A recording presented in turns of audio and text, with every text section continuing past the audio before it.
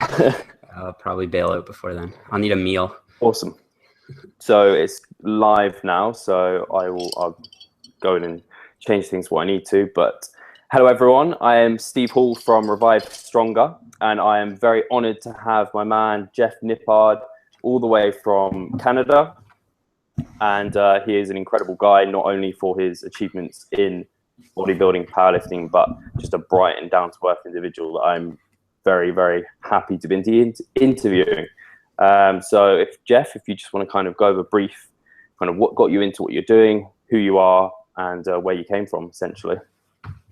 Sure, man. Well, first of all, thanks for having me on. It's a pleasure to be here, and thank you for the kind intro. So yeah, as for who I am, well, my name is Jeff Nippard. I'm a professional natural bodybuilder. I also compete as a powerlifter, as Steve said. I have a bachelor's degree in biochemistry. I run a pretty popular science-based podcast on nutrition and training, where I conduct interviews with experts in the community. I also run a YouTube channel, and I have a coaching business that I run with my girlfriend, Robin Gallant, who is herself a bikini competitor and powerlifter. And we coach athletes really all around the world. We tend to appeal mostly to people who have competitive goals, so competitive bodybuilders and other physique athletes, and also powerlifters. And so that's essentially what we do full time. And then other than Jeff, yeah. Sorry, I was just going to say, what got you into kind of the bodybuilding and powerlifting? Where did it all spawn from? Where did it come? Yeah, so let me think. I've always had a athletic background. So I started with Taekwondo when I was like 4 or 5 years old. And a lot of people say that's where my calves come from, because like I was always like kind of bouncing when I was training for martial arts. But really, I think the bodybuilding side of things came from my mom and dad. So my dad is sort of like a recreational bodybuilder. He's been weight training since he was himself like 15 or something. And my mom since she was 20. So they've both got like, I don't know, 20, 30 years of training experience. And growing up in that house, you know, they were training 5-6 days a week. And there was always like bodybuilding magazines around the house and that sort of thing. So I was introduced to it at a very young age. But at first I thought it was so weird. I was like, why does my dad like to look at photos of men in trunks? And why is my mom cool with this? But after a while, I guess I started lifting when I was 15, because that was like the minimum age that you had to be in order to weight train at my local gym. So I started when I was 15. It was mostly like I had this ego where like I was an athlete and like I didn't care about my physique or anything like that. So like I wasn't attracted to it to make myself more muscular. Like I said, I was kind of like embarrassed by that. I thought it was weird. But I wanted to train to improve my vertical jump for basketball. I was really into basketball at the time, and I wanted to be able to dunk, which was a pretty lofty goal for someone who was 5'4", 5'5" at the time. But I did actually get to the point where I was able to dunk a volleyball, and I had a vertical leap of about 40 inches, which was, I guess, you know, good for me. And so I was just going to say, it's interesting that bodybuilding totally is a really close kind of niche society. So we are all kind of, we see each other as completely normal, sane individuals. But then when kind of the outsiders see in, they're kind of like, oh, it's a bit weird. Why? And they think it's very sexualized and odd, and why do people want to do this? But if you're in a community within your household already, it kind of sets the playing field out there.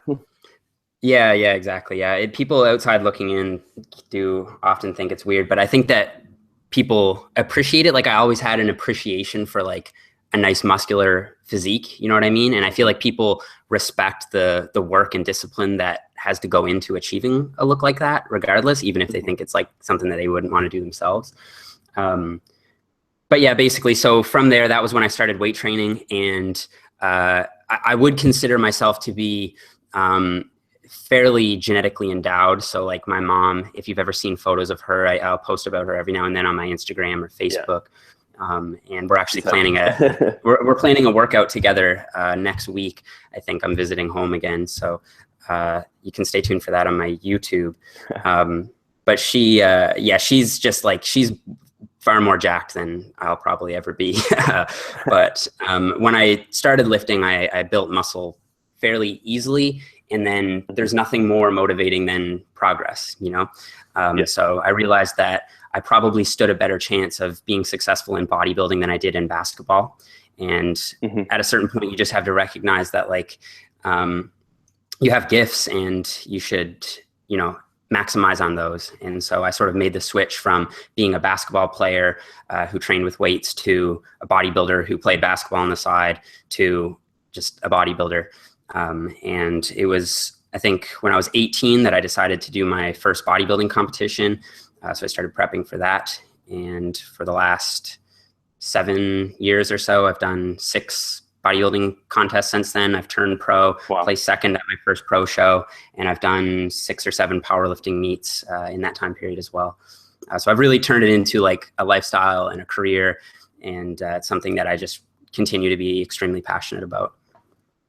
Yeah, 100%. I think a lot of people, and even myself personally, we get into bodybuilding, powerlifting, or at least just strength training, but actually to compete as many times as you have is very impressive, because I know personally I've only competed in the one bodybuilding show and one powerlifting meet so far. I haven't been training years, and I haven't been training intelligently for years. So I'm excited to kind of get into that more so and develop it. And the science is incredible. And I watch your podcast and the people you get on and they talk about it, and it is exciting. So when you talk about kind of where you've come from in terms of kind of you trained alongside basketball, when you did get into your weight training, what did it look like? Were you getting tips from your parents, or how did you educate yourself in that, or did you just wing it? No, well, I mean, my dad was brought up in the bodybuilding magazine culture. So you probably have some idea of what those workouts look like, but it's typically, you know, your classic bro body part split. So it would be like Monday was chest, Tuesday was back, Wednesday was legs, Thursday was shoulders and abs, Friday, what was Friday? I don't know, whatever's left. Maybe that's it, the rest day, and then repeat. But yeah, so that was basically how I was introduced into it.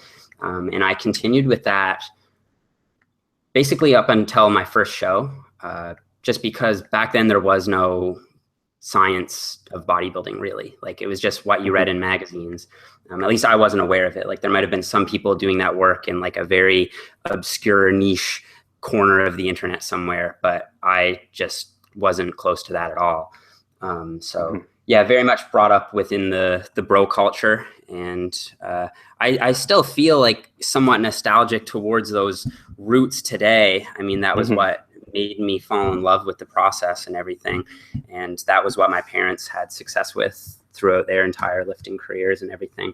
So yeah, those are my roots.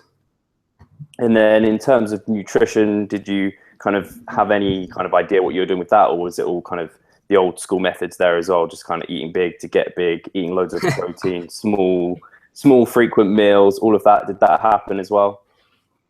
Oh man.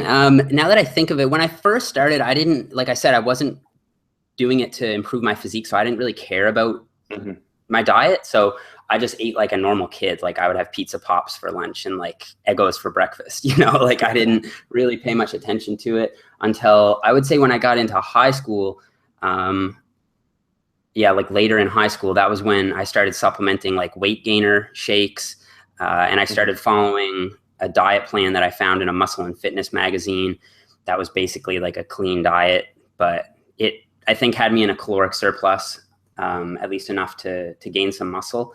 But I was never under the impression that it was a good idea to eat as much as I could to get big or whatever. Like I never got sloppy, just because I was like a very dogmatic clean eater, always, because my parents were too. So like we ate healthy. I mean, before I got into it, I had a pretty junk diet. But once I got into bodybuilding and wanted to improve my physique, it was at that point that I started like eating high protein, complex carbs, stereotypical bodybuilder type diet.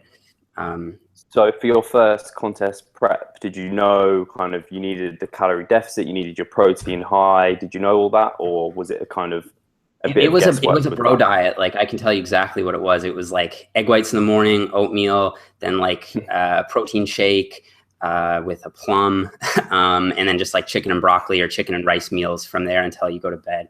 And it was basically that for 12 weeks. And then when the show date arrived, you cut your water and got on stage. And that's really all there was to it. I don't think I thought a lot about caloric deficit or total daily protein or anything like that. I just had a friend who was really jacked, and he apparently knew how to get people on stage. So I sort of trusted what he did. You know, I didn't always have the sort of skeptical, reflective mind that I think I have now. And at that point, I was really just starting my education in science. So really, it wasn't even a consideration for me. It was sort of like, you know, this is what worked for them, so hopefully it works for me. Awesome. And in the time kind of, so you've been lifting since 15, and how old are you now? You're still 25. Only, 25, so same as me, or I think I might be a year ahead. Are you 26 this year? Yeah, I am. 26 in October. Oh, awesome. We're same. 1990, 1990 here as well. So I mean, similar to you, I started 15 years old when we were allowed to start lifting, but I don't think I was genetically endowed like yourself. When I started, I didn't really see a great deal of changes. I mean, I hate putting things towards genetics, but we can't, like, they play a massive role. We can't really say anything about that. But I think from there onwards, the nutritional side changed the game for me. You probably had a better background than I did, having your parents there, whereas I had absolutely no idea what I was doing. I thought protein shakes post-workout were literally the secret to gains.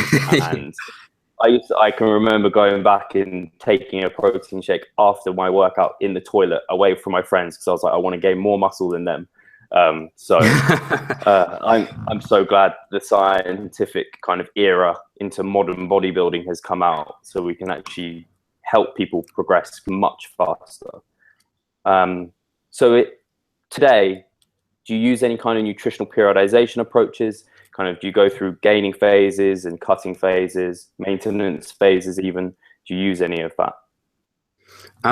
So yeah, maybe I'll get you to like flesh out what you mean by the term nutritional periodization, because like that sounds to be like a new term to me. And my hesitation with it is that, is this just a buzzword that the evidence-based community is using now to promote some sort of new catch-all term or whatever?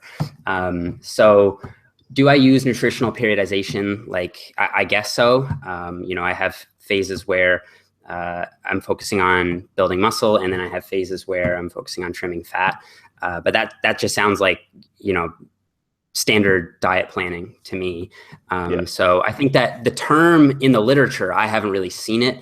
But if it does apply, I would say it would be more so to athletes who, endurance athletes and those sort of situations. For bodybuilders, I think it's actually pretty simple. Like, you just need to have adequate protein and you need to train hard. I don't think that periodizing nutrition really is like it would be one of the most important things, unless you're going to construe it so broadly to mean any sort of organization of the diet at all. In which case, of course, I think that if you're especially a competitive bodybuilder or just someone who wants to bring the best physique that they can, then it's best to set it up where you have a period of time where you're focused on building muscle, and then another period of time where you're focused on trimming fat and maintaining muscle. But the differences between those two are really just a surplus versus a deficit, because I think that protein requirements don't really change. They should be at least moderate to high always, if your goal is to build or maintain muscle. And then, so the only thing changing really is whether you're in a net surplus or a net deficit. So that would be the only situation where I would apply nutritional periodization. If you want to look within the the week itself, then yeah, I think that having a non-linear approach to caloric intake and having refeeds or diet breaks, that sort of thing, is also important. So is that kind of what you would get from that term? Yeah. Yeah, completely. I guess nutritional periodization is just basically just like training periodization. It's planning phases at which you focus on doing different things, rather than, which comes on to my next question, is I think for a lot of newer lifters, kind of intermediates who are struggling to get to advanced or progress, is because they're trying to do too many things at once, and they're focusing on trying to gain muscle, drop fat at the same time, and it's not working for them, because it's in reality a very difficult thing to do, especially for someone who's been lifting. So when you think of intermediate or even kind of semi-advanced lifters, what do you think limit them in terms of progressing further into kind of, there's a few guys, I mean, when you go into like a commercial gym, you see quite a lot of guys who are they're reasonably muscular, but there's a rare few who have kind of taken it that step further, probably like yourself, who are that much more muscular. What do you think separates them? Is it genetics? Is it time under the bar? Is it just not doing the right things? Well, those are definitely two big ones. Like, I feel like some people, everyone has, I would see it as a genetic cap. It's probably more of like an asymptote. So like it slows, your progression is going to naturally slow down, but it might never reach the point where it's like dead flat. So yeah, genetics play a big, huge role in separating different physiques. But at the same time, you always see people who started out as either very skinny or very overweight and have drastically transformed their physiques over time. So I wouldn't let that be a mental limitation or a block for you in terms of wanting to progress further. But you just have to acknowledge that it's no sense in comparing your physique to the next guy at the gym, because you guys are you just don't know anything about his history and his genetics and so on. Time under the bar or training age is another big one. So just taking myself, for example, I've been training for over a decade now with at least half decent protocols. I've always been a hard worker. At least I've always been dedicated to my diet as long as I've cared about it. So that's another big thing. If you've only been training for 2 years, you might be 8 years behind the guy who you're comparing yourself to. But in terms of what it is that holds intermediate and advanced guys back, I guess the most common thing that I would see would be no real structure, no real goal setting. They just come into the gym and do whatever. So if it's a push day or whatever, they do this machine one week, they do the, hammer strength press machine. The next week they're bench pressing. The next week they're pre-exhausting with cable flies, and there's no real structure to their training and there's no real direction to their training. So that would be a really common one. But then on the other side of that coin, there's the crowd who is uber focused on their progression and making baby steps to the point that I feel like they might forget how to just work hard. And I think that a lot of people maybe aren't putting in the effort that they actually need to get to that next level. And a lot of people are quick to, blame their genetics or blame the fact that everyone else is using steroids and they're not, or whatever. But people don't realize that in order to get to the advanced level, you really do have to put in that effort. And it isn't just time. Like, over time, if you're just doing the same stuff that you've been doing, then time isn't going to do anything for you. It has to be time 100%. Plus effort, right? So yeah, I think that more people would get to that advanced level and get to that physique that they want if they would just be more willing to really grind out some tough sets and really go through some workouts that are really grueling and difficult. That isn't to say you need to do that all the time, but I definitely think that there should be a place in everyone's overall programming for that sort of stuff. And yeah, I think that's really important. I guess as we get more advanced in our training age, we know kind of Mark Rippetoe has his kind of people progress session to session, week to week, and then kind of month to month, and then it could be even further than that. So we know that when you're getting fairly advanced, you need to build up a stress over kind of a month period of time and really take your body beyond where it can go. Because if you don't kind of breach homeostasis, you will remain the same. You need to challenge the body and put it into kind of a programmed structure, not just, oh, I'm going to really push it hard on this time, really hard on this another time. In different weeks. It just doesn't work like that. You kind of need to have a structure and then progress with that structure. Completely, I agree with that. Yeah, exactly. Yeah, you nailed it. And if you have both of those things in place, I think you've got a good recipe for success. And another quick thing that I think is really important here is the psychological aspect. So people can become complacent if they haven't set goals for themselves. And when you get to that intermediate advanced level, so when you get to that point where progress is really starting to kind of level off a little bit, it can be really psychologically demotivating to not see those visual changes anymore. And so for that reason, I think it's a good idea to have some sort of objective measurement for gauging your progress.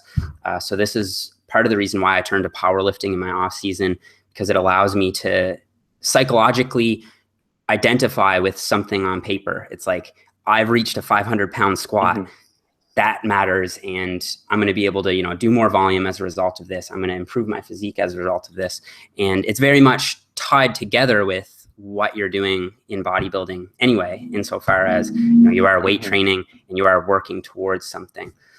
So it doesn't have to be powerlifting, but you need to find some way to keep yourself motivated and in it for the long haul, because once you get to that sort of like inflection point where it starts to level off, it can be a psychological battle to really keep putting in that effort, because you can put in more and more and more effort, but you're not going to get more and more and more returns. They're going to be diminishing regardless. So you just have to be prepared for that and have some sort of psychological strategy in place to overcome it. And I guess that's why a lot of kind of the bodybuilders, especially natural bodybuilders, you see kind of 3MJ and all of those, once they have got to that kind of pretty advanced level, they then do often take up powerlifting as kind of an off-season thing to do to keep them motivated, to keep them going, keep them ticking over. Do you ever find kind of that people can be kind of, they stop their own progress by focusing too much on the powerlifting, too much on the weight on the bar, too much on strength, and then they let their actual kind of hypertrophy training take a backseat and they don't see as many gains as they potentially could see? Yeah, definitely. I see that quite a lot. And yeah, I think that there's been this backlash in the evidence-based or science-based community against people who say, oh, powerlifting is going to ruin your physique. And it's like, well, look at me, powerlifting didn't ruin my physique. But it's also important to consider how you built that physique. And most people who are switching to powerlifting didn't build their physique by powerlifting. And it takes a lot less to maintain a physique that's been built over 10 years of training, of hypertrophy-centric training with a powerlifting program than it would be for someone who's brand new to get into powerlifting and build that same physique. Like it's apples and oranges, right?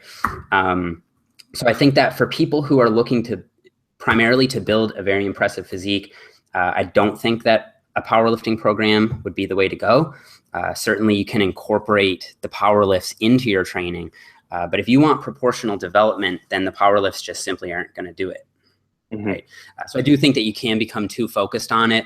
As for advanced guys becoming too focused on powerlifting, past a certain point, I would say that the muscle is sort of there. And so, like I said, it takes less to keep the muscle than to build it to begin with. So I don't know if it's as much of a concern, but if it goes on for too long, then things like the biceps, side delts, even rear delts, like powerlifters often have this like very rolled forward posture. Even the lats, like certain muscles just aren't getting enough of a direct stimulus, I think, to keep them hanging around. So yeah, I'm sort of in the middle on the powerlifting for bodybuilding thing. I think it has its uses and its application, but I think that if you want to build the best physique possible, then you shouldn't just be a strict powerlifter now. Yeah, I understand that. I think it's difficult because I see a lot of younger guys who are looking up to these older lifters, like even like yourself, who are doing kind of periods where they're focusing on powerlifting, and then they could get kind of too concentrated on the powerlifts when they haven't even developed the muscle mass behind it yet. And it's kind of, they're not seeing the progress that they necessarily should or want to see. And they're more just kind of hoping that by following what the big guys are doing, they're going to get big. But like you said, you have to look at what people have taken to get to that point, not what they're doing right now. It's kind of irrelevant what they're doing now. You have to look at what they're doing 10 years ago. So exactly. I think that's a really important point that you brought up. Yeah. Well, just to give you some context. So then in terms of... Sorry, I was just going to quickly elaborate on that. Like, just as a personal anecdote, I trained for about 6 or 7 years strictly bodybuilding before I picked up any powerlifting. And since I've picked up powerlifting, my stage weight hasn't changed. So it's not, you know, it's not a panacea. It's not going to give you an insane amount of muscle growth magically or anything like that, obviously. But yeah, you just have to have realistic expectations when you're powerlifting. Totally, because I mean, a lot of strength gains are neurological. So we know that as when we first go into the gym, we get stronger very, very quickly. We're not gaining tons and tons of muscle. So people need to realize that strength training is great for bodybuilding, but it shouldn't be kind of the be all and end all focus. So in terms of your bodybuilding and kind of gaining size stuff, what do you call your kind of bread and butter? What are your go-tos for gaining size in terms of kind of programming, in terms of exercises? That's a really broad question. Are we talking about what level? Like, are we talking about new guys or? I guess let's do it for yourself. What would you say for you is kind of the rep ranges you kind of tend towards in terms of what's your kind of go-to for building as much size as possible? Or you may well answer this, that there is no particular rep range that you hover around. You find that you need a mix of everything and that's what works for you. Yeah, I think the research is pretty clear that having a variety of rep ranges is probably best. So there are basically 3, it's debatable, but probably 3 determinants of hypertrophy or drivers of muscle growth. You're probably familiar with this, but mechanical tension, muscle damage, and metabolic stress. So mechanical tension is probably best optimized somewhere in the, 6 to 12 rep range. Metabolic stress is probably best optimized something over 15 reps, so say 15 to 30 reps. And then also, I think there is some room for pure strength training, so say something under 6 reps. So I utilize all of those, but the bulk of my training volume is going to come within that sort of 6 to 12 rep range. And like we already sort of alluded to, I tend to have like a core of movements that I'll stick with for 1 to 3 months. And I'll work on those in a specific rep range. So just as an example, right now I'm doing chest supported T-bar rows for my back, and I'm working within a 6 to 8 rep range. And I'll keep going with that and either aiming to add a rep or some weight over time until I get to the point where I decide that I'm going to switch up and do a different movement. In the past, I've always kept those core movements as the big 3. So like the squats, bench press, and deadlifts are always in there, and those never change. But lately, I've had to work around some injuries and that sort of thing. And I do also like to be a little bit more flexible with my training. I do think that that's important, especially for me psychologically. So I'll switch those out from block to block as I see appropriate. But I definitely think that having some core of movements that you progress with as you go along is important, and sticking to that whatever rep range you decide on, just stick to it and progress within it is basically how I do it. But in terms of a rep range, I don't have one. Usually I'm working 6 to 12, but I definitely do my fair share of pump work, like 20 to 30 rep sets. Lately, not so much strength stuff, but when I'm doing more of a powerlifting centered approach, there will be plenty of stuff below 6 reps. And that will come either in the form of pure strength work, so say something around 80% of my 1 rep max, but also in the form of technique work, which I think is controversial from a bodybuilding perspective. But technique work, basically you're working in like 1 to 4 reps with relatively light load. So say like 65 to 75% of your 1 rep max. And the goal is to really just maximize the efficiency of your movement. Basically just make the lift as technically efficient as possible. And also move the bar with as much speed as possible. And I think that as a bodybuilder, speed work probably isn't the best use of your time. But if you're like me and also have some powerlifting related goals, then it's certainly not going to hurt.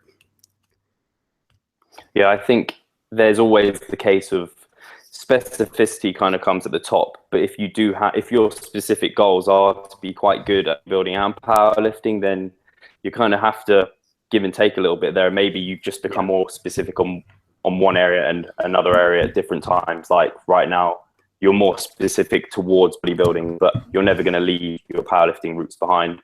And the same when you get into your powerlifting. So that makes sense. And then with your 6-12 sort of work, do you put in that metabolic type work as well, the higher rep work in the same week, or do you move that at a different time? Or yeah, I usually do it in the same day. So I'll usually do some sort of metabolic stress work every training day. Awesome. Yeah, and I think it would be. I think it would be weird to like finishing on some questions. Sorry, I was going to say I think it would be weird to just like have one day where you just do metabolic stress work. I don't know. I feel like I prefer to put that at the end because you're not using really heavy weights, and it feels good to finish off a workout with some high rep stuff. No, it makes sense from that standpoint to myself as well. And I think I'd struggle going through a whole session doing lots of pump work. It would kind of I'd feel without getting any heavy weight on me. Yeah, for sure. So just to finish on kind of my questions, I find a lot of the time with my own, because I'm like yourself, I have an online coaching business, and quite often I look at the science like yourself with evidence-based practitioners or science-based practitioners, but then at the end of the day, what's optimal on paper do very different things. And I think a lot of people out in kind of people looking in towards us, trying to find out what they should do, they try and seek optimality and then end up falling off and not actually getting what they want, whereas they should be looking at something maybe more sustainable. Do you find with your clients, I know a lot of them are competitive, so maybe they can edge towards the more optimal approach. What do you tend to find? I mean, yeah, I think that there's always a balance to be struck between what is best on paper, like you said, and what is best in the field. And I guess this is sort of where you have to have the coach's intuition and sort of see what is best on a per client basis. But I think that the evidence should inform us insofar as it allows us to sort of guide our practices. But when it comes down to making specific recommendations, I don't think you can just take the results of a paper and be like, you need to do this because this was the result of this paper. There's just so many other things that go into it.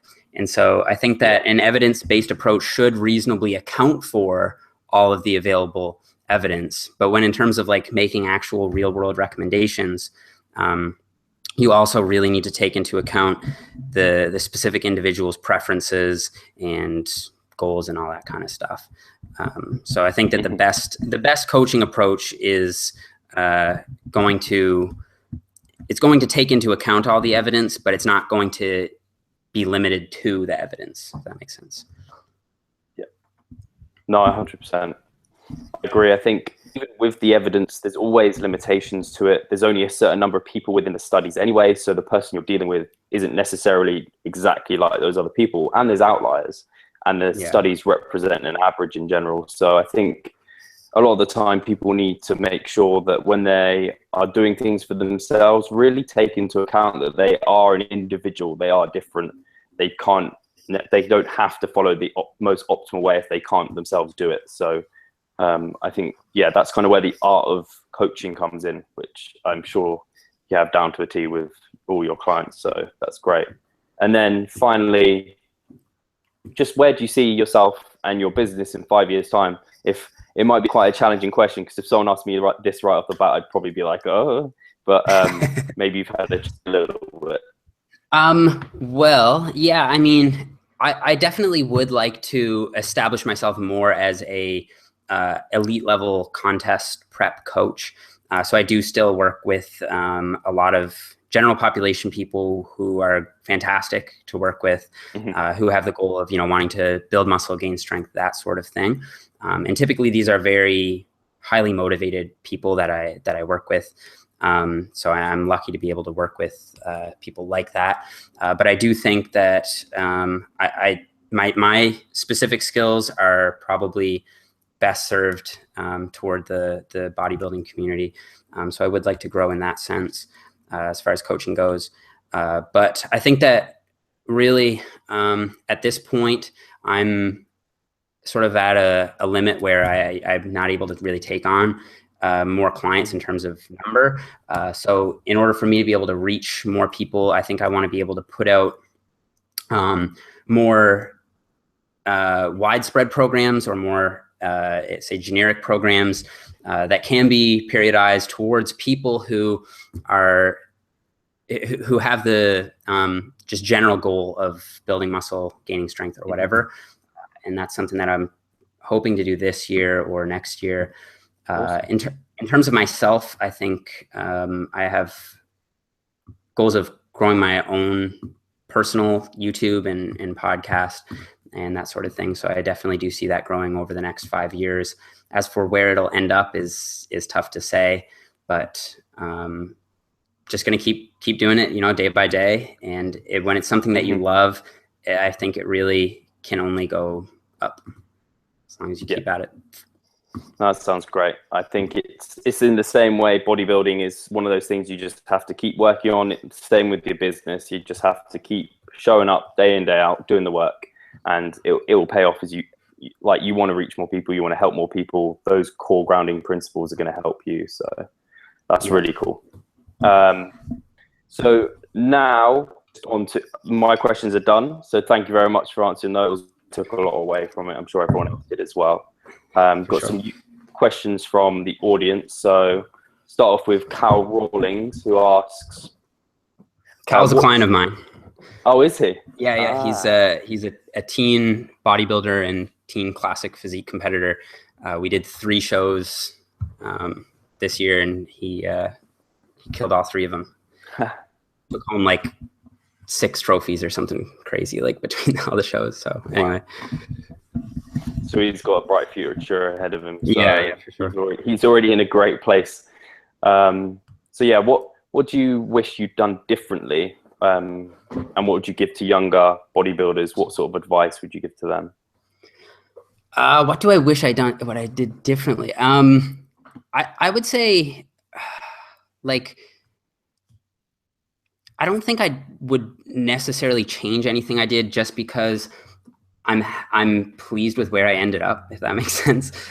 So I feel like anything that I like quote unquote regret about my training or whatever doesn't really make sense, because I was going to do what I was going to do, and I ended up where I ended up, and I'm happy with that. So I don't look back at what I did and I was like, oh shit, like if I had just not done that stupid bro split for 3 years, I could have so much more muscle right now.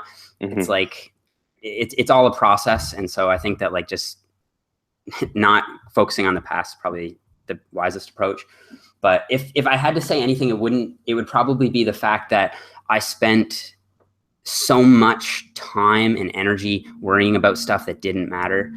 Like when I first started, especially when I first started prepping with bodybuilding, like I thought that timing was everything. Like my post-workout meal had to be like on the money, like as soon as I finished my last set. And the longer you wait, the worse it is, the less you get out of that workout. I thought that all of my meals had to be timed perfectly. Like my breakfast had to be at 7 a.m. And if it was at 7:15 a.m., I was late. Like that was bad, you know? And I was insanely dedicated to that schedule, to the point that like I was eating meals of chicken and broccoli out of Tupperware, like in the middle of lectures in university. And not that there's anything wrong with that. Like, you know, if people have to get their meal in, you have to get your meal in. But it was just on principle for me that I thought it was so important that if I breached the 3-hour window between meals, then I was going catabolic and I was going to lose muscle. And it was just some things that just really make no difference, especially in the grand scheme of things, and occupy so much of your mental effort that I probably could have spent more time doing things that I wanted to do rather than focusing on that. So the reason I say I don't know if I would do it differently is because at that point in time, I was a full-time student taking 5 courses. I was in school like 9 to 5 every day. Then I would train from 6 to 7. Then I would eat my meal, go home, do any work that I had to do for that night. I was working a part-time job then as well. And then I would be in bed by 10. And I think that having that structure helped me really learn how to use my time efficiently, if that makes sense.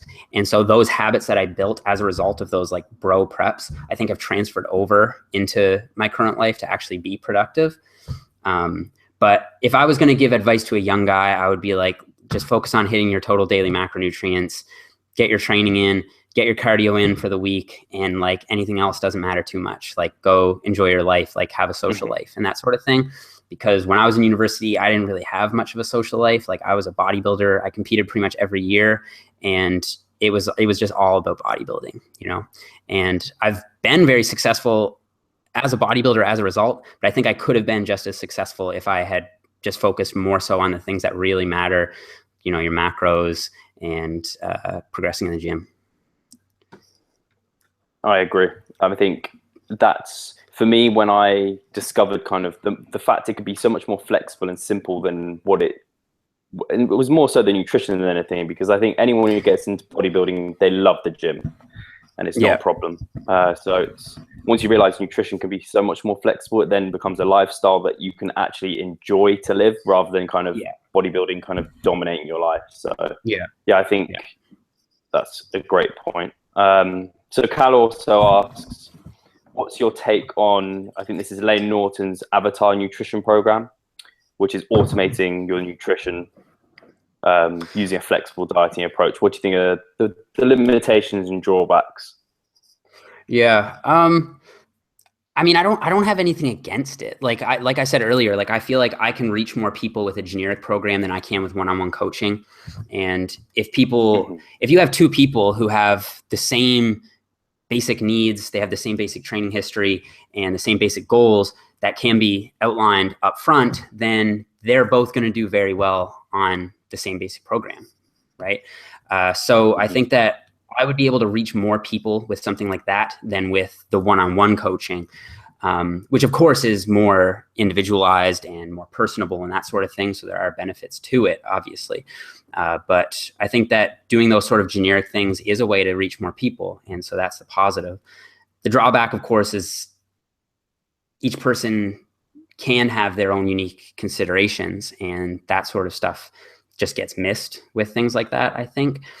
So I don't actually know how it is that Layne has set up Avatar Nutrition, but I don't have anything against it on principle. But if it were me, I would only use something like that if you were really financially constrained, just because I don't know if you can plug in a formula. Like I'll deal with 2 guys who are 165 pounds, and one guy might have to diet on, I don't know, 2,000 calories. The other guy might be able to diet on 3,000 calories. And I just don't know how you get around that with a calculator. But maybe he has it based on like, if you lose this much, then increase by this much. sort of thing, like the first week, and then it calibrates as you go along. But I don't know, because it's so new, I guess it'll be interesting to see how many people actually have success with it. But as you yourself know, a big part of online coaching is just accountability. Like, it's just having someone that you trust to take over your diet. And if you just have a app in your phone that tells you to hit these macros, it's basically all up here. And if you don't have that extra bit of accountability, maybe you won't stick to it as well. So I'm skeptical about it from an individualization standpoint and from an adherence standpoint. But for people who are like pretty prototypical when it comes to like their needs and goals, and don't have anything like super unique or special, and who are self-motivated and dedicated, then yeah, it can probably be a useful learning tool. But setting up macros is so simple. Like, there's no reason why you can't just look up the information online and figure it out and do some trial and error and figure it out on your own anyway. But then again, like, the MyFitnessPal app is super useful. And if some people are, motivated by Layne and want specific recommendations that come from him, then could be a, useful thing. What do you think about it? Yeah, I mean, I completely agree. I think if they do use a calculation, they need to at least do it an extent, at least to kind of identify what a person's NEAT is, maybe, because that's a huge contributor to different calorie intakes. Yeah. But then you don't know, even you need to kind of know their dietary background, where they've come from, where they are right now in terms of body weight. And I think it's almost something that can't be automated. It's like personal training can't really be automated. You need that accountability. You also need someone to kind of come to if you've got questions or concerns. This is why even I coach a lot of personal trainers, because they need someone to ask questions, to give them accountability and support, because an app can't do that. It might be able to kind of buzz you saying you haven't logged in today like MyFitnessPal does, but I think that's not enough. And to trust an app with your nutrition, which is a big part of your life, it just seems, I don't know if it is an app, but a calculation, it just seems a bit kind of difficult. And also, I think another point would be a lack of education, which is what are kind of the downside to a lot of traditional diets anyway. And you can basically, like you said, get all the information online. I mean, you've probably talked about it on your podcast or somewhere, and I've got articles on my website that basically tell people exactly what to do and how to do it themselves. So it'll be, like you say, it'll be interesting how it pans out. Yeah, it'll be interesting, because like the MyFitnessPal recommendations, like when you sign up for MyFitnessPal and like, I want to lose weight, the macros that they give you are garbage. Like, I don't even know what they're basing those on. So I'm thinking that if Layne has done a better job of, setting up protein requirements, and it's somehow calibrated as you go along. So like, if you drop 4 pounds the first week, the app tells you to add 500 calories back in or something like this. I would say it's definitely a step up from what people have now, which is MyFitnessPal or nothing, as far as I know. And I think, I don't know, I feel like people maybe could learn from it as you go along. I don't know I haven't seen the app, so I don't know, but I could imagine that you could plug in little things, like little tidbits of info as you go along, and explain to why this change happened, and explaining to them this is evidence that their NEAT might be high for someone of their body weight or something like that. I mean, it could work because, as you know, online coaching can not always be affordable. And so something like that might be a useful option for people who maybe aren't quite so self-sufficient to sit down and listen to a 90-minute podcast of mine, or even know how to seek out the right information online. It's like, I follow Layne. Layne is a smart guy. Here's an app he has put out. It's like $10 a month or whatever it is. Might be worth it for that person, right? So that's why I say I don't have anything against it on principle, but at the same time, it obviously has its limitations, like we said. Yeah. I think to have something against it would be almost wrong, because it is pushing what we both want to kind of happen, and it is more of a better way to diet. So it's better than a lot of things that are out there. So from that point of view. Yeah. So next question from Mickey Borg. It basically boils down to, do you do any mobility work yourself, And if you already have good mobility, do you feel like there's a lot of need for kind of a lot of stretching, foam rolling, or do you think maybe just going through the main compound movements, full range of motion would be sufficient? Yeah, I definitely think that a lot of people overdo it with the mobility work. And I think that a lot of people are under the impression that mobility work is going to help with their pain or their injury or whatever. And it often doesn't. Like, if you're injured, you should just go see a specialist on that and get treated for it, right? Period. Like, doing a half hour of foam rolling and like a bunch of banded stretches and all this sort of stuff is just shooting in the dark. Like, you have no idea really what the issue is unless you've gotten a diagnosis. I mean, you might have some idea, but who's to say that that is the proper course of action, right? So I think mobility work's a little bit overrated unless you have a specific mobility deficiency, I guess. So, like, for example, if you have difficulty reaching depth on the squat, or like you're always up on your toes, then it could be that, your calves are tight. You might want to do some specific calf stretching, that sort of thing. Me personally, I have never had any difficulty getting into the positions that I need to get into for my sport, which is powerlifting. It's like the simplest sport of all time. You just, have 3 lifts, and they're pretty easy to do when you have a skeleton like mine, super short femurs, super short arms. So yeah, I've never had any really like serious mobility issues. My experience with mobility has been that I do tend to get really tight adductors. And that prevents me from getting into a wider stance on the sumo deadlift. So when I was preparing for the Canadian Nationals in 2014, which was what I would consider to be the peak of my powerlifting career, I was hitting like a 500 squat, 350 bench, 550 deadlift at 163 pounds. And I found that widening my stance on the sumo deadlift made a huge difference for me. And I was never able to really get down into position with the wide stance until I started incorporating some stretches for my groin and adductors. And I actually broke the rule and did all that stretching before training. And, typically you hear that like static stretching, if you static stretch before your training, your like strength is going to go to shit and all of that. I didn't notice any of that whatsoever. And I think that the research shows that as long as you have some sort of dynamic stretch or session after you do the static stuff, then the effect is totally negated. And the effect is only there if you're stretching for like a solid like minute hold on each stretch or something like that. So people have blown this way out of proportion. Like, you do one simple like hamstring stretch for like a 15-second hold, all of a sudden like your squat strength is toast. That's not the way it works.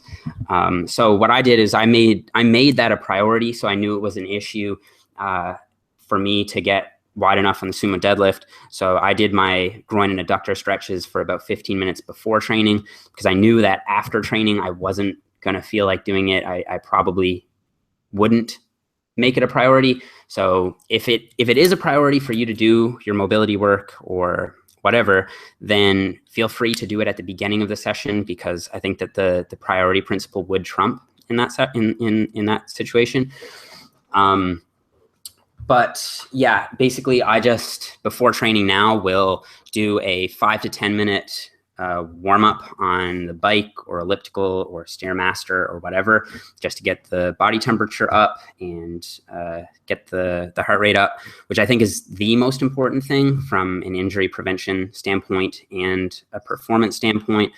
And then also from a psychological standpoint. Like, oftentimes I'm working at my computer for, 5 or 6 hours, then I eat a meal, then I go to the gym. I can be psychologically still in a place where like I feel like I'm still kind of in work mode, and I haven't gotten into that state where I feel ready to hit a hard workout. But when I get warmed up on the elliptical or the Stairmaster or whatever, and I start sweating and the endorphins start going, now suddenly I feel psychologically a lot more ready to take on that training session. And I think that could be maybe even the biggest benefit of the warm up, is that you don't want to just jump right into it. Like, psychologically, you'll probably feel better if you get a little sweat going and get your heart rate up. So I almost never skip on that. And then after that, I'll take the muscles through their full range of motion with a bunch of dynamic stretches. I've shown it on my YouTube channel, but for lower body, it's like dynamic leg swings back and forth across the body. I do step throughs. So like, I don't know, it's like a crawling, like as if you're like in a crawl space and you like crawl up sort of thing. Do like side to side, lying leg swings, just basic stuff like that. And for upper body, it's similar, like arm swings. You're just taking the muscles, like I said, through the range of motion. And then before you begin your actual working sets, you want to do a specific warm up.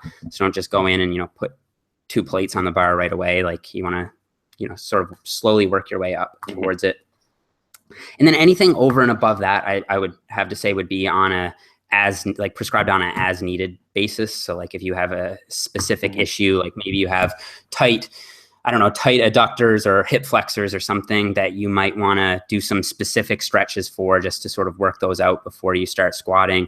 I typically will get really tight hip flexors, and I find that if I foam roll those out before squatting, I don't experience as much pain in those, and I can get a little bit more range of motion. And that's about it. I only do foam rolling for specific areas usually, or if I'm feeling particularly tight or sore just in general, I will like foam roll out, just because the literature has shown that foam rolling before training doesn't really seem to impair performance, doesn't seem to improve performance. So if it helps you at all, then you can do it. And its benefits would be in reducing soreness. It has been shown to reduce soreness in at least a few studies, and improve range of motion in a few studies.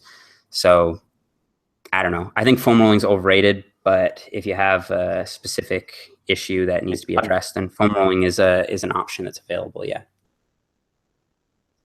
So yeah, just to kind of summarize what I think your main points were, kind of basically individuality initially. So if you are a very immobile person and you've got exercises that require you to get better mobility, then do prioritize it.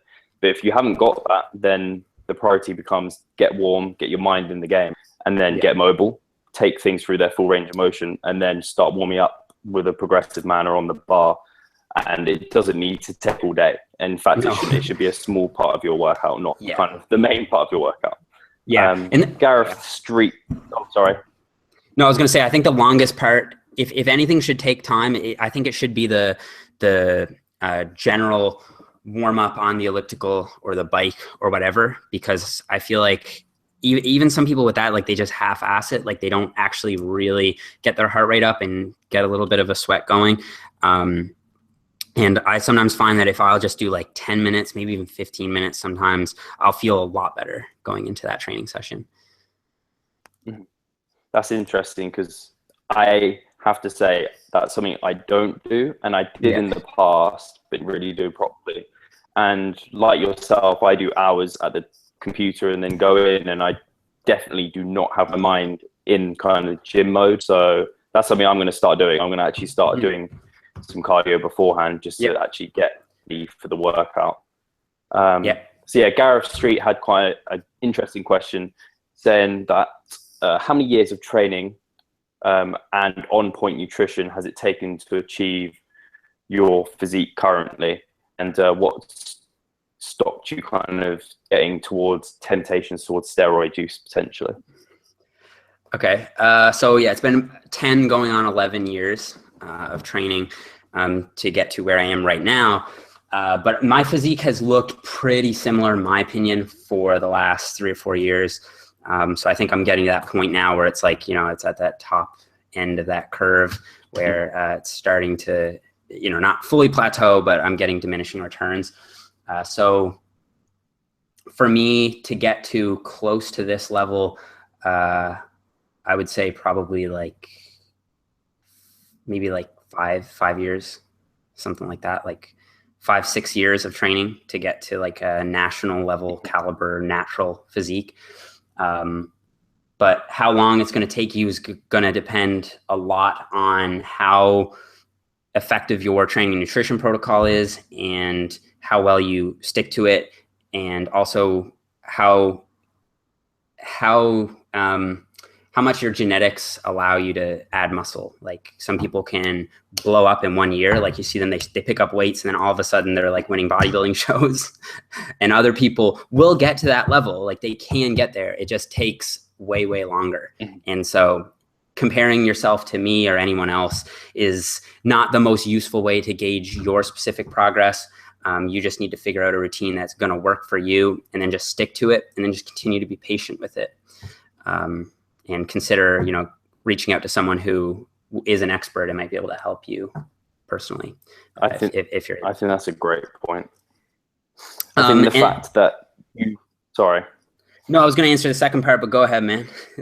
Oh yeah, I was just going to say the fact you obviously work your ass off at it. You've had consistent working your ass off at it. And the fact, you've already stated you have great genetics, so that's going to play a big role in it. And I think for a lot of people, they look towards people like yourself who are in great positions, and they try and find exactly their blueprint, how they got to where they are today. But you could have maybe not had the best nutrition or the best training, but worked your ass off for a few more years past where you are now and got where you are eventually, like anyone. So I just thought it's important that people realize that patience, consistency, and hard work go a long way. Oh yeah, for sure. So as for the steroids part of that question, what was it? Why am I not tempted to use steroids, or is it? It was what drove you to avoid temptations of steroids? That's just kind of assuming you've been tempted.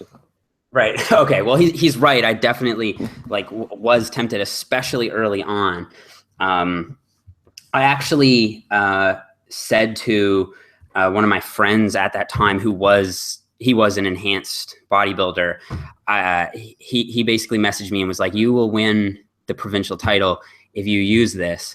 And I responded. I was like, "Whatever. I'll do it." Like I said it. And because at that point in time, my scope was so focused on winning that show. And it seems so myopic in retrospect, but when you put yourself in 18-year-old me, like the shoes of 18-year-old me, who has just been so dedicated to training and nutrition, hitting every meal exactly on point, dieting for the first time and overcoming all the challenges that have to do with that.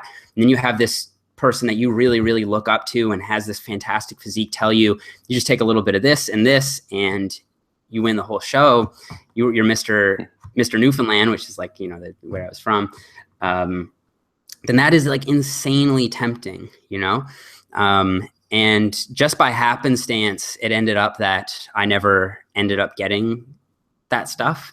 Now, if I had actually got it and was faced with that decision, do I take this or not?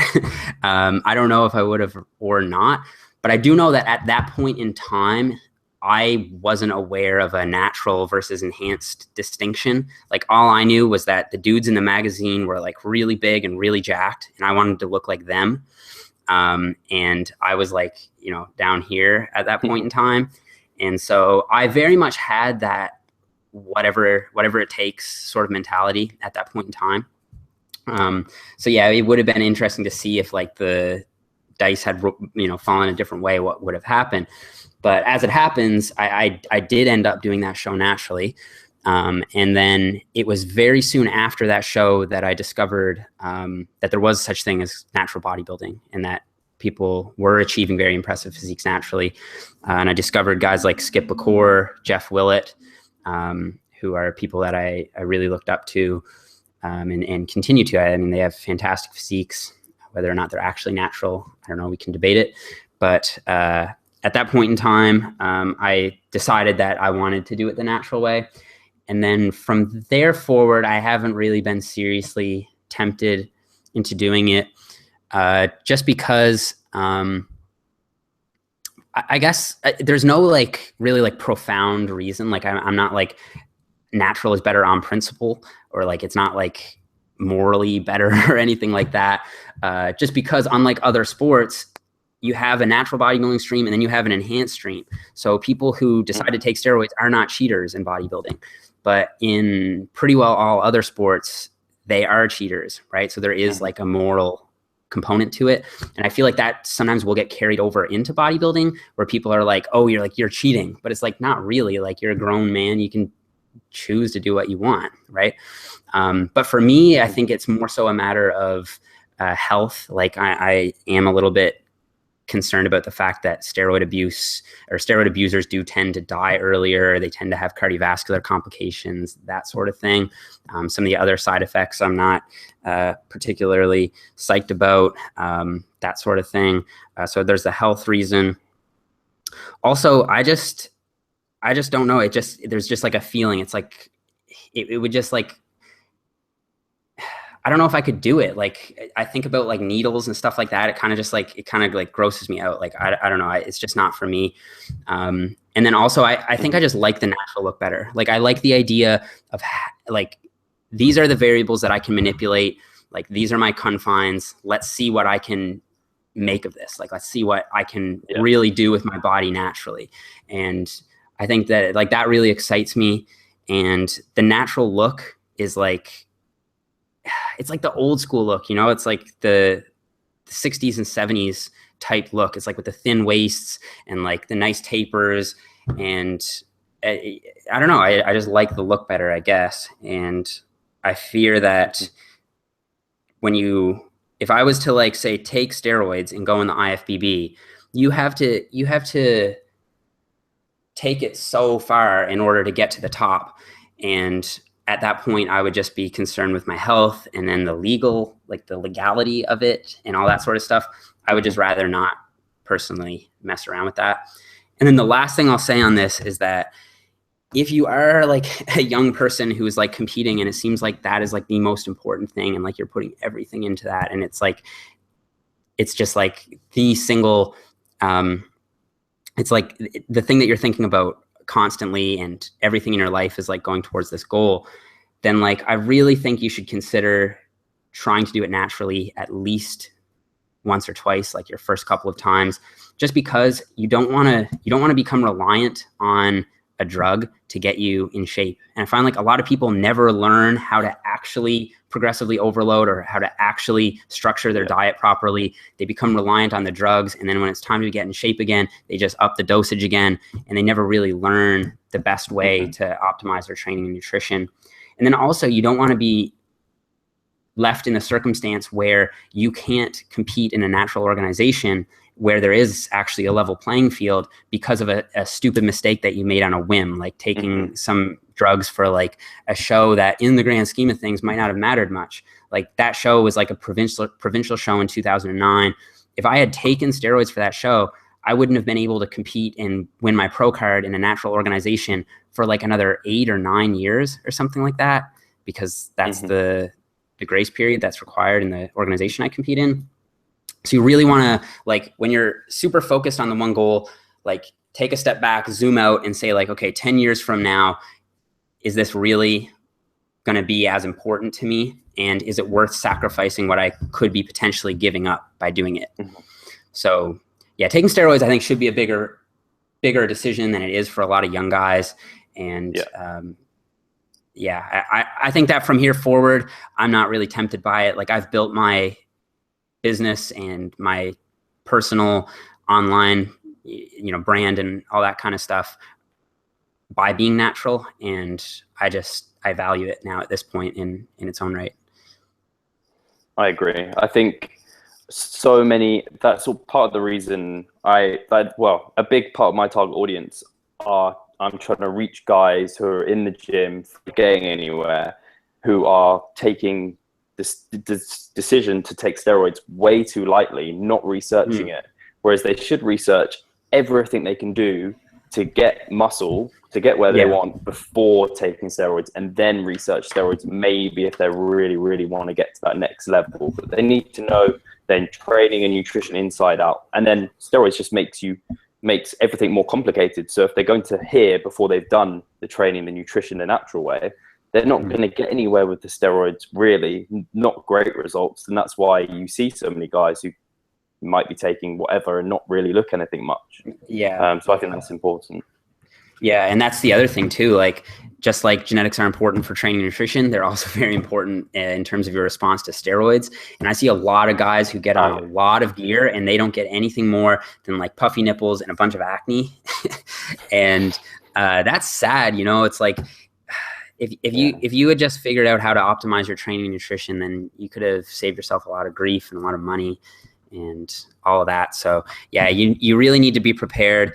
And I think, in my experience, I think that the best way to tell if you're going to be a good responder to steroids is if you're a good responder to training generally. Like, if you look at just Kai Green, for example, like, he went to the top of natural bodybuilding in the WNBF before he ever switched to the IFBB and started using. And I think that that's the way it should go. I think you should at least try to max out your genetic potential naturally first, and then consider making the switch, unless you're like young and you definitely know you have really good genetics and you just want to be the next Mr. Olympia. Like, someone like Cody Montgomery comes to mind. Like, I'm not going to say to him that he should probably not have used steroids. Like, he's going to be super successful doing what he's doing. But most of the guys that I'm talking to and dealing with aren't that, 0.001% of guys. And I think that they'd benefit a lot more from trying to do it naturally first. How are we doing for time, Jeff? Are you all right? Or oh man, I'm good. I'm good as long as you are. One more question, or? Yeah, man. Okay. Yeah. Cool. Yeah. The next question's pretty, well, it could be controversial depending on how you answer it. So it's, I don't know if I'm going to pronounce this right. Eloy Berlanga basically asks, they'd like to know your position or opinion on minimum volume to make gains versus kind of maximal volume. So this is kind of Mike Israel's maximal recoverable volume, he thinks, or kind of goes towards, we should train towards this maximal amount and kind of seek towards that. That's kind of where the best gains are going to be made, versus, say, 3DMJ Eric Helms in his nutritional pyramids, where it's, if you're progressing, then that's great. You don't need to add any more volume. But if you've stalled, then maybe you even need to deload or add more, whereas Mike would already be adding more kind of. Yeah, I mean, I think personally I'm more attracted towards the MRV concept as a bodybuilder, just because, and I think I've heard Mike say this, that if your concern is recovery, then by definition, you're capable of recovering from that much volume. So if you could get more gains in a certain time period as a result of doing more volume, then you should do that volume. Like, I don't know if a lot of guys are wanting to wait just doing minimal effective dose over 5 years when they could have gotten the same results in 4 years or 3 years or whatever. Because, while patience is important, and I always preach patience, you should only have to, flex the patient's muscle as much as you need to, and not more, right? So I definitely like the MRV concept, but my hesitation toward it would be that it's sort of like, to me, it seems like it's a little bit ill-defined. It's like kind of an arbitrary measure. It's like max recoverable volume. Like, it's sort of a conceptual, theoretical thing rather than like an applicable thing. And with that sort of approach, my concern would be that, where does max recoverable volume turn into minimum unrecoverable volume? You know what I mean? It's like, if you're always pushing that boundary between what you can, like the maximum amount of work that you can recover from, how easy is it for you to kind of like jump over into non-recoverable territory? I don't know if that like poses like a good counter argument to the MRV concept or not, but as a power lifter, I think I would more so err towards the minimal effective dose sort of thing, because with powerlifting, I think success is really mostly a function of just not getting injured and making slow progress across across your career.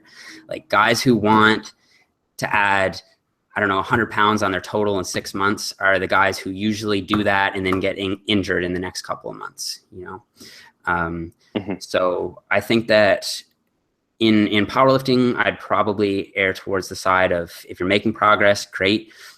If you just add something like 2.5 kilos to each lift, competing 3 times a year for 5 years, which is fairly reasonable, like 2.5 kilos on a lift is not much. You'd have added something like 500 pounds to your total over the course of those 5 years, which is huge, right? So I think that slow and steady progress in powerlifting is important. I think that when you're a bodybuilder, I think that bodybuilders really are able to handle or should be handling a lot of training volume. Like, I think that high volume programs have been shown in the research and have been shown anecdotally over the decades to be most effective for building muscle. And with bodybuilding, you have the luxury of being able to vary your exercises. So you're not always axially loading the spine like you are in powerlifting. And I think that your susceptibility to injury is a lot lower. And so having some of those phases where you might be overreaching and even doing more volume than you're currently recovering from is actually beneficial for a bodybuilder. So for a bodybuilder, I think, yeah, I would totally like favor the idea of having them performing as much work as they can possibly recover from, so as to, you know, max out the amount of gains that they can make. Other than that, I mean, yeah, I think. Yeah, go ahead. I was going to say, I think Mike talks about kind of, you look at what you're doing versus someone else, and they're doing twice as much as you, and you're like, well, I could be doing more, so why aren't I doing more if they're doing better than me? And although you're not, obviously you're comparing, but it's kind of like, why, if you could do more, wouldn't you do more? Because yeah, like you said, you'll hopefully see more gains that way. And then, like you said, for a powerlifter, intensity on the bar is much more relevant to them than volume anyway. So for the majority of their training, strength based. So it makes more sense to focus on weight on the bar. But yeah, I think it's an interesting topic. And I find for myself that I've been able to recover and do a lot more volume since looking at maximal recoverable volume. And my training kind of volume's almost probably doubled in the last kind of few weeks. And it becomes to a point of, how much time do I have rather than how recovered I am? Because I think I'm probably quite slow twitch, but I seem to be able to recover from a lot. And it just becomes a case of, maybe one is better for the general pop, the fact that you can just keep ticking over progression, and then the other one is maybe potentially more optimal, but it's not a well-studied subject or any at all studied really. Yeah, and it's sort of just like it's like a conceptual thing. Like, is there a way to measure objectively what your max recoverable volume would be? I mean, I need to have Mike on my podcast, because I think I have more questions than I do answers about this topic. But I mean, to me, it seems like, okay, let's say you can typically squat 405 for 5 reps, and I don't know, you do X amount of volume, like, I don't know, 30 sets on your lower body day or whatever. Then not for squats, obviously. I also have very high volume sessions, so that number sounds out to whack, then that's why. But and then let's say after a couple weeks, you can now only do 405 for 3. You probably aren't recovering enough, so you've gone above your max recoverable volume.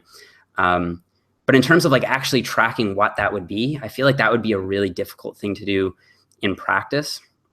So it seems to be a question of principle.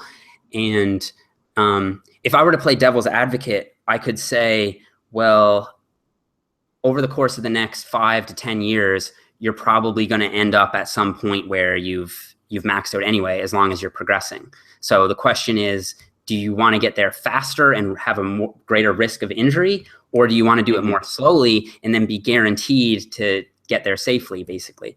And the like conservative coach in me tends to favor the the slower one, because I've seen so many people get injured as a result of just going balls to the wall. And like I said, not being able to differentiate between max recoverable volume and then unrecoverable. Yeah. You know what I mean? And let's say you're wanting to max out the gains that you're getting as quickly as possible while still recovering, and you accidentally push it too far and you get injured, that could literally set you back like 2-3 years or an entire career. Whereas if you're just slowly making progress, you're going to get there eventually. Then the problem with the slow making progress is that it can be demotivating. Like, I think I would find it personally demotivating. So to me, the risk of injury might be worth it to bump up the volume. Again, another consideration would be, can you jump the gun too quick on training volume? Like, let's say you're like, I'm doing, I don't know, 40 sets a week or whatever, let's say, for legs, and you realize that you could be recovering from 60.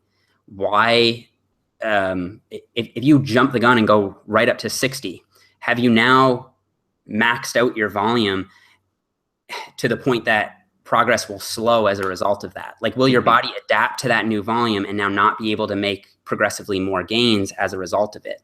And I think that I've read this somewhere as being called like the volume trap. It's like people are too, like, you have beginners running like Smolov in these like crazy high volume programs.